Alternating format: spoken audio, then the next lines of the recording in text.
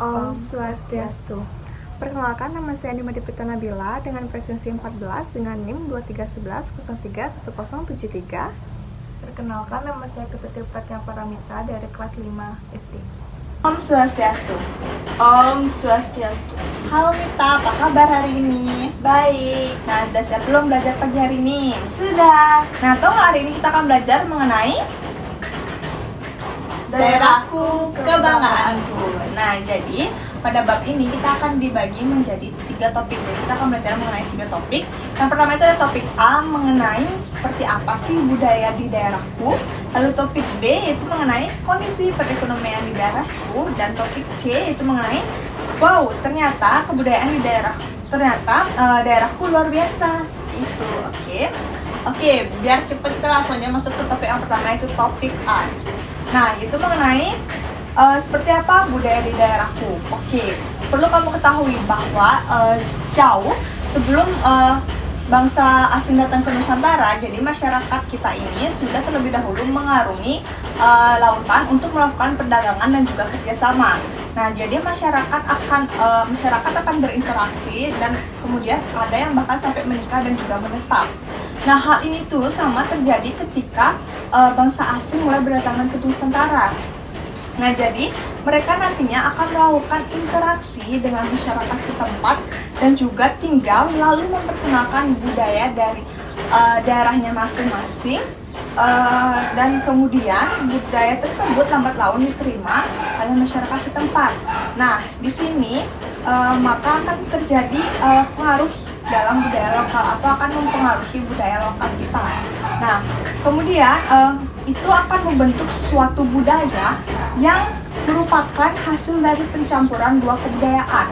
Nah, pencampuran dari kedua budayaan ini disebut dengan alkulturasi. Oke, alkulturasi ini adalah pencampuran dari dua kebudayaan. Nah, contoh alkulturasi di Indonesia misalnya itu ada misalnya perayaan Imlek. Oke, perayaan Imlek ini kan identik dengan budaya penting yang berasal dari Tionghoa. Jadi perayaan Imlek ini sudah lama diadopsi dan juga dirayakan secara luas di Indonesia, terutama oleh orang-orang Indonesia yang memiliki darah Tionghoa atau Cina, seperti itu. Selanjutnya, contoh kedua misalnya penggunaan bahasa Inggris dalam kehidupan sehari-hari. Nah, perlu kamu ketahui, seperti yang kamu ketahui, bahasa Inggris itu kan merupakan bahasa asing, oke? Nah, jadi itu juga termasuk contoh ke dalam alkulturasi budaya. Seperti itu. Nah, lanjut selanjutnya. Oke. Nah, sejak awal peradaban, manusia itu kan telah hidup secara nomaden atau berpindah dari tempat satu ke tempat lainnya, kemudian menetap. Nah, untuk memenuhi kebutuhannya, jadi manusia akan melakukan atau menciptakan berbagai kebiasaan ataupun alat yang dikenal sebagai hasil kebudayaan. Nah, kedua hal tersebut, baik itu kebiasaan ataupun alat-alatnya yang diciptakan, kemudian akan diwariskan kepada generasi berikutnya. Hal ini itu bertujuan agar keturunannya pun bisa menggunakannya untuk memenuhi kebutuhan, seperti itu, oke? Nah, jadi hasil budaya tersebut merupakan warisan dari leluhur yang disebut dengan warisan budaya.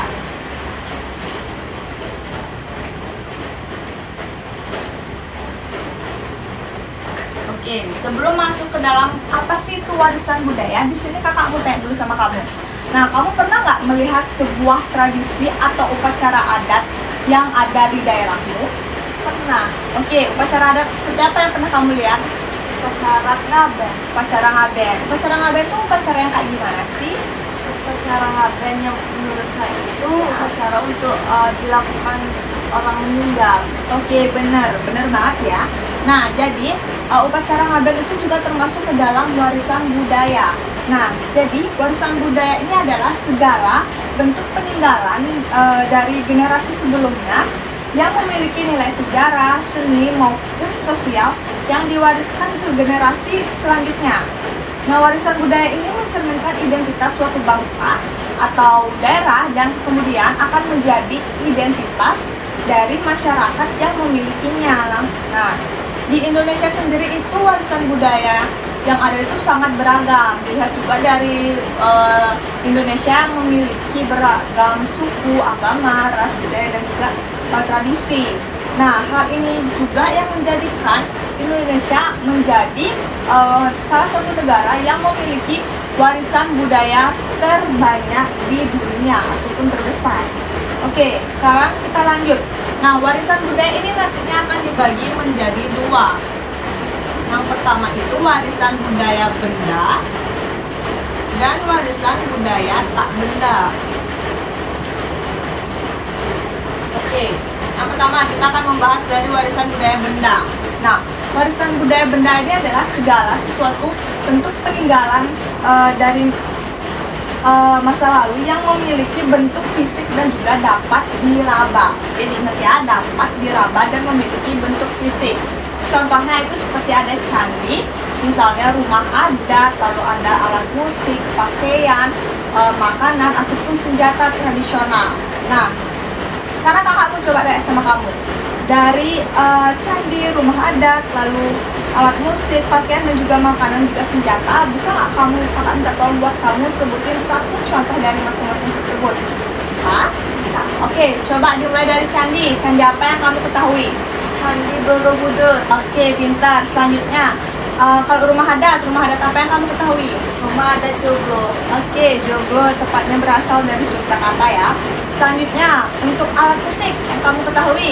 Gamelan. Oke, gamelan. Lalu, pakaian adat yang kamu ketahui? Kebaya. Oke, kebaya. Selanjutnya, makanan? Lawar. Tawar. Oke, lalu untuk senjata tradisional yang kamu ketahui? Satu aja. Keris. Oke, benar banget. Jadi itu juga termasuk yang tadi kamu sebutkan itu adalah termasuk ke dalam warisan budaya benda, diingat ya. Selanjutnya, warisan budaya tak benda. Oke, jadi warisan budaya tak benda ini adalah segala bentuk ekspresi budaya yang diwariskan secara turun-temurun, tapi tidak bisa diraba, namun terdapat di sekitar kita atau bisa dilihat di sekitar kita. Contohnya itu seperti misalnya bahasa, lalu tari, musik tradisional, maupun upacara adat, seperti itu. Oke. Nah, oke, lanjut. Di Indonesia ini kita kan memiliki banyak warisan budaya, bahkan yang dikenal nggak hanya di dalam negeri, tapi juga dikenal di internasional. Nah, jadi beberapa di antaranya bahkan telah ditetapkan sebagai warisan budaya dunia oleh UNESCO. Nah, baik itu dalam kategori warisan budaya benda maupun warisan budaya tak benda. Nah, salah satunya itu juga ada yang berasal dari Bali, yaitu bernama Subak. Kamu tahu Subak nggak? Tahu. Apa Subak? Perairan yang ada di sawah. Ih, pinter banget, benar. Jadi, Subak ini merupakan warisan budaya yang berasal dari Bali, yang ditetapkan oleh UNESCO sebagai warisan budaya benda, sebagai warisan budaya dunia dalam dua kategori sekaligus. Jadi Subak itu diterapkan dikategorikan dalam warisan budaya benda dengan pura Subaknya, lalu juga dengan sawah dan juga sistem irigasinya, dan juga ditetapkan sebagai warisan budaya tak benda dengan nilai-nilai sosial dan juga semangat gotong royong yang terdapat di dalamnya. Begitu, benar banget yang tadi kamu bilang. Subak itu merupakan organisasi pengairan tradisional dalam bidang pertanian yang berdasarkan atas seni dan juga budaya yang telah diwariskan secara turun-temurun di masyarakat Bali, seperti itu ya. Nah, kan kamu tadi udah menyebutkan beberapa warisan budaya yang ada di Bali. Nah, jadi sebenarnya masih ada banyak banget warisan budaya yang ada di Bali yang belum kita ketahui kan. Untuk itu kakak bakalan ngajak kamu ke salah satu museum yang ada di Bali yang bernama Museum Bali. Oke? Oke, sekarang kita akan ke sana dulu, oke? Ikutin kakak ya. Oke. Oke.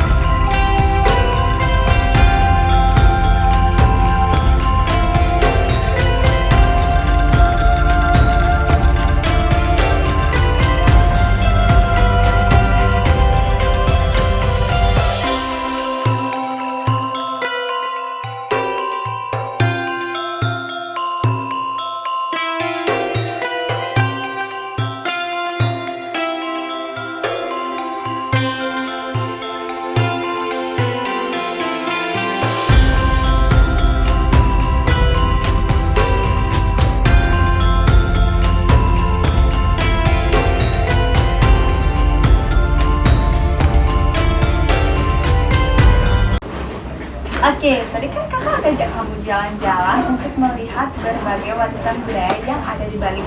Nah, jadi sekarang kakak mau tanya, apa aja sih warisan budaya yang tadi kamu temuin di Museum Bali? Tadi juga kan kakak udah minta kamu untuk mencatat hal-hal yang kamu lihat. Nah, jadi sekarang kamu bisa membacakan kembali hal-hal tersebut. Oke, waktu dan tempatnya saya persilakan untuk Mita. Oke, tadi kan ibu sudah ngajak saya ke museum. Gimana? Nah, itu tuh terdiri dari 3 gedung pameran. Itu ada gedung Tabanan, gedung Karangasem, dan gedung Buleleng. Dan ada juga gedung timur. Yang pertama itu ada gedung timur. Nah, bagian lantai atas tuh terdapat koleksi yang berkaitan dengan pancayatnya atau upacara ritual yang dilakukan dalam kehidupan sehari-hari. Seperti patung perwujudan Dewa Dewi, Pralingga, ya, atau binatang mitologi kendaraan dewa. Kemudian lalu ada miniatur badai yang digunakan dalam upacara ngaben. Ada juga topeng dan berbagai upacara adat Bali kayak otonan, mepandas, mecaru, dan lain-lain. Serta ada berbagai senjata tradisional. Kemudian bagian lantai bawahnya itu pada lantai 1 itu terdapat koleksi peninggalan zaman sejarah seperti alat batu, sarkofagus, arca, dan lain-lain. Kemudian yang kedua itu ada gedung Buleleng. Nah, di gedung Buleleng ini tuh dipamerkan koleksi tentang uang kepeng di Bali. Ada berbagai uang kepeng, ada uang kepeng yang berisi tulisan Cina, ada juga kerajinan uang kepeng, ada juga sejarah Barong Landung. Kemudian yang ketiga itu ada gedung Karangasem. Nah, itu tuh dipamerkan tentang cili-cili. Nah, cili itu tuh sebagai simbol seorang wanita. Di sana terdapat miniatur gebogan dan lain-lain. Kemudian yang keempat tuh ada gedung Tabanan. Nah, itu terdapat koleksi keris dengan sejarah dan kegunaannya di Bali. Nah, terdapat juga tarian dari Bali seperti barong, jauh, dalek, randa, dan lain-lain. Oke, benar banget ya. Jadi kamu tadi sudah melihat dengan baik dan juga sudah memperhatikan dengan baik isi dari warisan-warisan budaya yang ada di Museum Bali itu. Oke, jadi warisan-warisan budaya tersebut itu memiliki sejarahnya masing-masing. Tadi juga sudah ada beberapa yang dijelaskan, ada yang tidak ya. Nah, tadi kan kita sudah mempelajari mengenai berbagai warisan dari warisan budaya benda, terus warisan budaya tak benda. Nah, untuk itu di sini kita juga akan mempelajari mengenai bagaimana cara menjaga warisan budaya yang ada di Indonesia ini. Nah, cara yang pertama dapat kita lakukan yaitu dengan melakukan yang namanya pemugaran. Kamu pasti bertanya, apa sih itu pemugaran? Oke. Nah, jadi pemugaran ini adalah suatu hal atau yang biasa kita kenal dengan merenovasi atau memperbaiki kembali. Nah, jadi salah satu contohnya itu seperti yang dilakukan yaitu pemugaran Borobudur. Nah, Borobudur ini dibangun pada abad, kalau nggak salah, abad ke-8. Lalu ditemukan kembali itu pada abad ke-19 oleh Sir Thomas, kalau nggak salah ya namanya. Nah, jadi beberapa kali Candi Borobudur ini sudah sempat dibersihkan, kemudian sampai pada akhirnya dilakukan pemugaran pertama itu di tahun 1907 seperti itu. Nah, cara kedua yang dapat kita lakukan yaitu dengan cara mempelajari warisan-warisan budaya yang ada di Indonesia. Salah satunya itu adalah pencaksilat. Jadi pencaksilat ini merupakan salah satu warisan budaya, yaitu seni bela diri tradisional yang berasal dari suku-suku di berbagai Indonesia.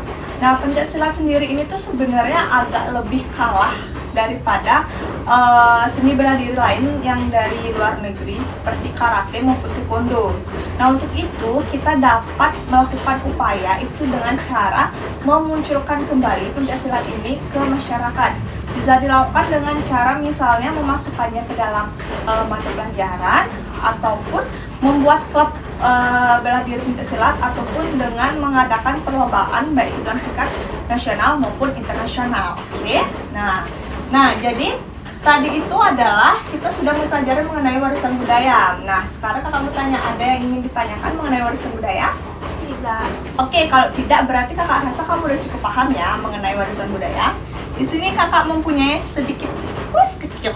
Nah, di sini itu adalah ada sebuah LKPD itu mengenai warisan budaya di Indonesia. Jadi di sini itu ada berbagai gambar warisan budaya yang ada di Indonesia. Di sini kakak meminta kamu untuk mencontreng warisan yang termasuk dalam warisan budaya benda dan memberi tanda silang kepada warisan budaya yang tidak benda. Tak benda, oke? Oke, untuk mempersingkat waktu bisa langsung diisi. Jangan lupa diisi namanya juga ya, dan juga tanggalnya. Sekarang tanggal berapa, Bu? Sekarang itu tanggal 6 Juni.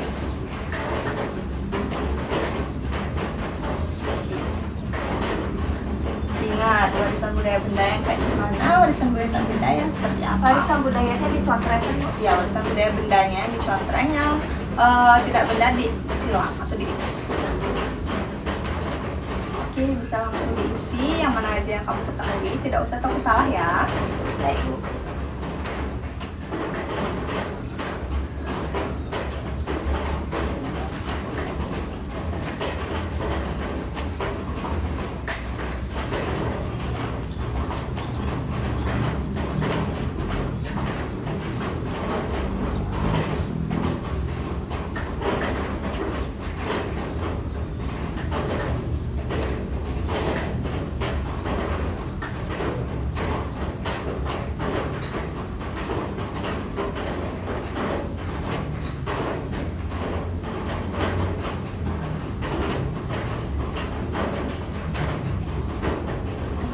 Cepet banget ya. Oh wow.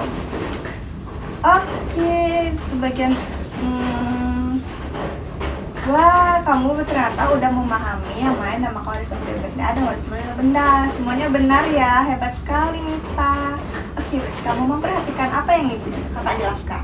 Nah, oke deh, sekarang kita akan lanjut ke topik selanjutnya, yaitu topik B mengenai kondisi perekonomian di daerahku. Oke deh, nah aku dulu namanya.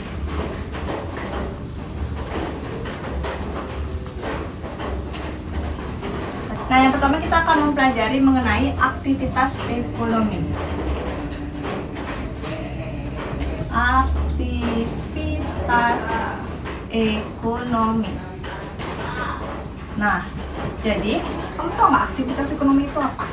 Nggak tahu. Oke, aktivitas ekonomi adalah kegiatan yang dilakukan manusia untuk memenuhi kebutuhan hidupnya. Nah, aktivitas ekonomi itu beragam ya, dimulai misalnya seperti aktivitas pertanian, perkebunan, lalu ada pertambangan, perikanan, peternakan, lalu juga ada yang namanya perindustrian, dan masih banyak lagi. Di sini kakak mau bertanya sama kamu, kalau misalnya nih aktivitas ekonomi yang dilakukan itu seperti pertanian dan juga perkebunan, biasanya itu dilakukan di wilayah ataupun yang seperti apa? Di pedesaan, Oke, kalau misalnya perikanan, di laut, oke, di laut pesisir. Biasanya itu kalau perikanan mata pencariannya itu adalah nelayan. oke, pintar sekali. Selanjutnya, lalu biasanya aktivitas ekonomi yang dilakukan di perkotaan itu seperti apa?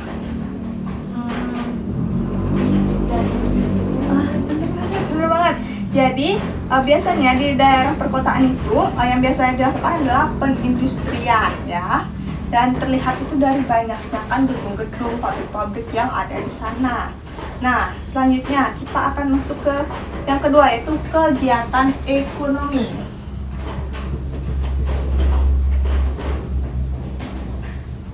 Jadi perlu kamu ketahui, kegiatan ekonomi ini adalah kegiatan ekonomi ini dibagi menjadi 3. Yang pertama itu ada yang namanya produksi, lalu ada distribusi, dan juga yang namanya konsumsi. Oke. Nih, di sini kakak telah membuat sebuah diorama kecil-kecilan mengenai kegiatan ekonomi. Nah, di sini bisa dilihat, di sini terdapat kegiatan produksi, lalu ada distribusi, dan juga apa? Konsumsi. Oke, konsumsi. Kita bahas mulai yang pertama, yaitu kegiatan produksi. Nah, kegiatan produksi ini adalah kegiatan menghasilkan atau menciptakan suatu barang. Oke, bisa dilihat. Nah, dilihat di sini ada gambar Orang lagi menjahit. Oke, menjahit. Jadi nanti ibunya ini akan menghasilkan barang yaitu berupa baju yang kemudian akan didistribusikan. Nih, setelah menghasilkan barang, selanjutnya akan didistribusikan. Nah, distribusikan ini merupakan kegiatan yang penyaluran barang dari dari produksi ke konsumsi seperti itu. Bisa dilihat kan, terdapat orang-orang yang akan menghantarkan barang-barang tersebut.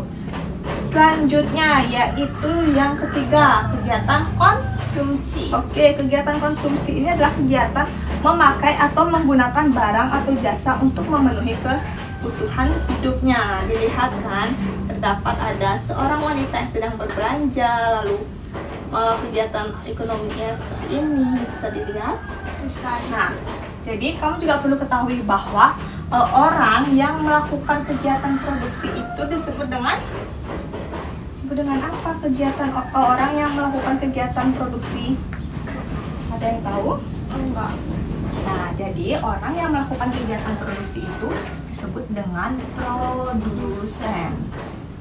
Nah, sedangkan orang yang melakukan kegiatan distribusi disebut dengan distributor. Oke, benar, distributor. Ini saya Nita. Lalu orang yang melakukan kegiatan konsumsi disebut dengan konsumen. Nah, 3 hal ini perlu diingat ya. Jadi kita ulang, kegiatan produksi itu apa? Menghasilkan barang. Kalau distribusi, Menyalurkan barang. ya. Kalau konsumsi, Memakai barang. Oke, bener banget. Nah, kegiatan-kegiatan ini itu sebenarnya biasa kita lakukan di kehidupan sehari-hari seperti itu ya. Nah, terdapat juga sebenarnya faktor-faktor pendukung dari kegiatan perekonomian ini. Yang pertama itu seperti kondisi geografis dan ketersediaan sumber daya alam. Lalu ada lalu yang kedua itu ada misalnya perkembangan teknologi. Jadi perkembangan teknologi itu lumayan mempengaruhi kondisi perekonomian. Bisa kita ketahui di zaman globalisasi ini, perkembangan teknologi ini kan sangatlah pesat ya.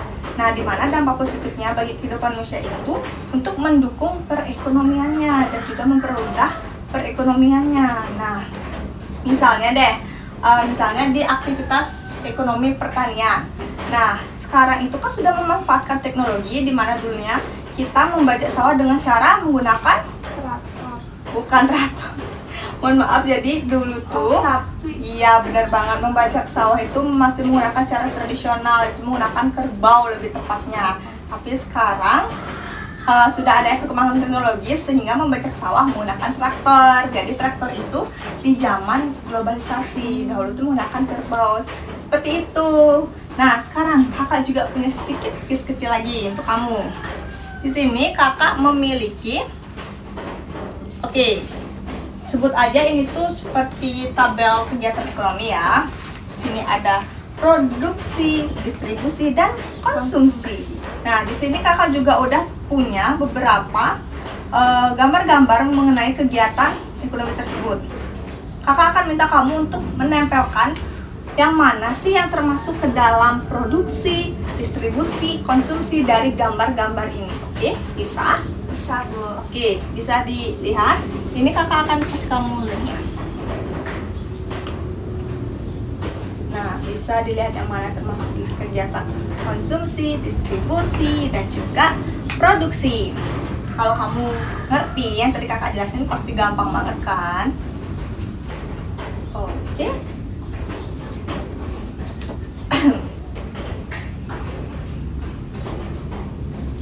Yang mana termasuk kegiatan konsumsi, distribusi, dan juga kegiatan produksi.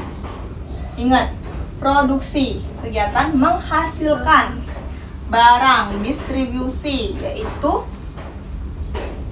penyaluran barang, oke? Dan konsumsi itu memakai. Memakai bisa dilihat dari sini juga kok nih, memakai. yang membeli barang, yang konsumsi, lalu distribusi mengantarkan barang, lalu yang produksi menghasilkan barang. Bisa dilihat kalau misalnya sudah yakin tuh sama bentuk gininya, sama masing-masing gambarnya, kalau udah yakin bisa langsung ditempel. Oke, silakan ditempel dulu.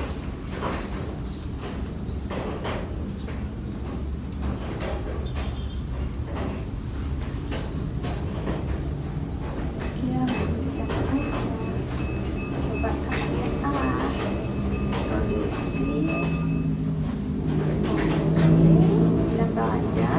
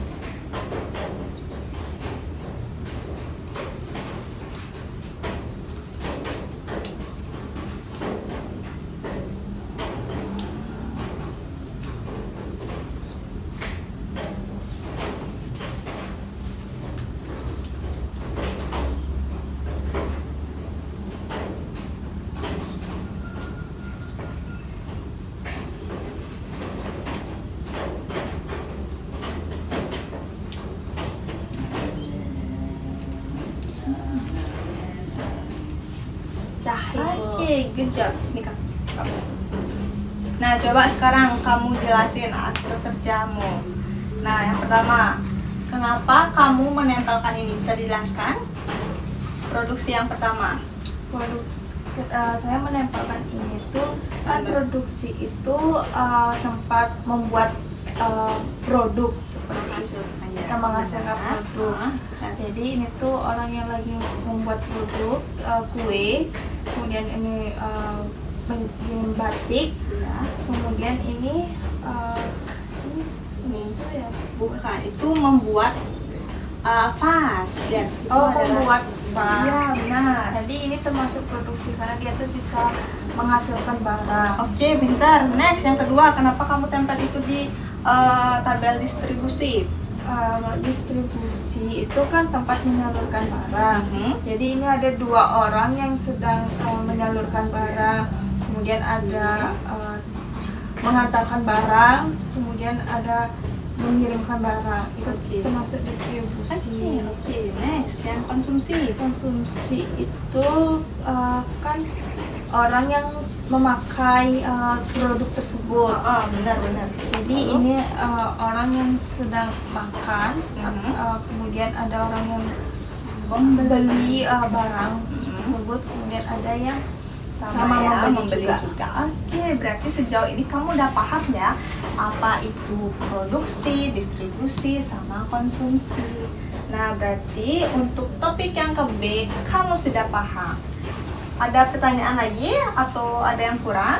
Sudah cukup. Oke, berarti sekarang kita masuk ke topik yang terakhir, yaitu yang C, yaitu mengenai ternyata daerahku luar biasa. Nah, yang pertama kita akan membahas mengenai produk unggulan. Jadi, kalian pasti tahu nggak produk unggulan itu seperti apa? Kamu tahu nggak produk unggulan itu seperti apa? Produk yang bagus. Oke, benar. Secara itu benar banget ya. Jadi, produk unggulan itu adalah produk yang utama yang menjadi sebuah andalan, sementara produk unggulan di daerah itu adalah produk yang utama yang menjadi andalan ataupun ciri khas dari daerah tersebut.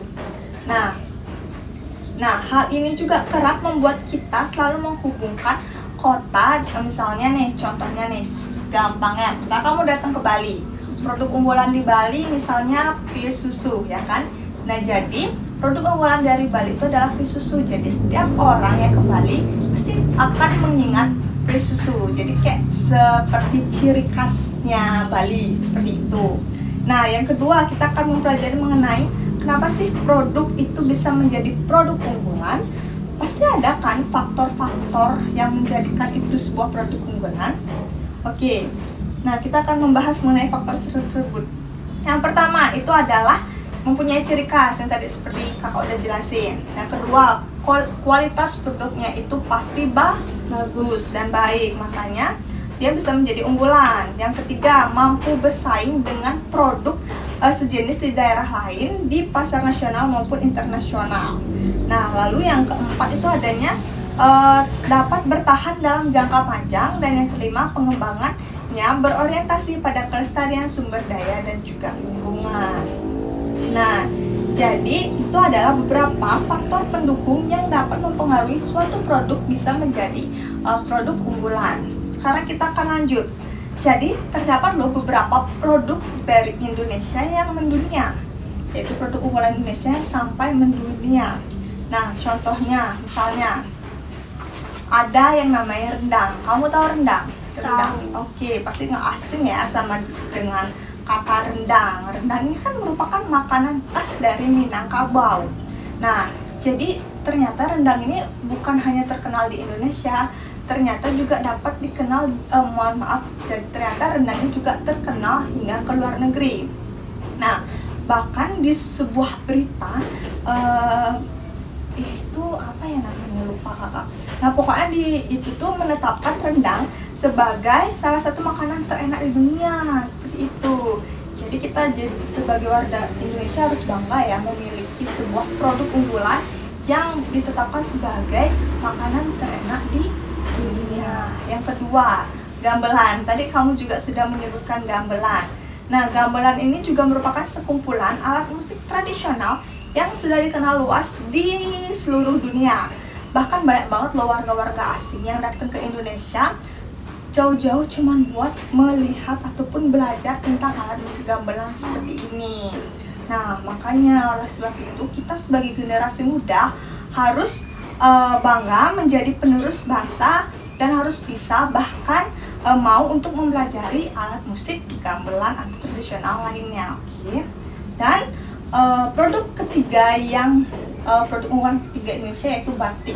Oke, batik ini juga termasuk ke dalam warisan budaya yang ditetapkan oleh UNESCO. Nah, batik ini merupakan kain Indonesia yang bergambar dan pembuatannya itu secara khusus dengan menuliskan malam pada kain. Lalu pengelolaannya itu adalah proses itu dilakukan dengan cara tertentu ya, seperti itu. Oke.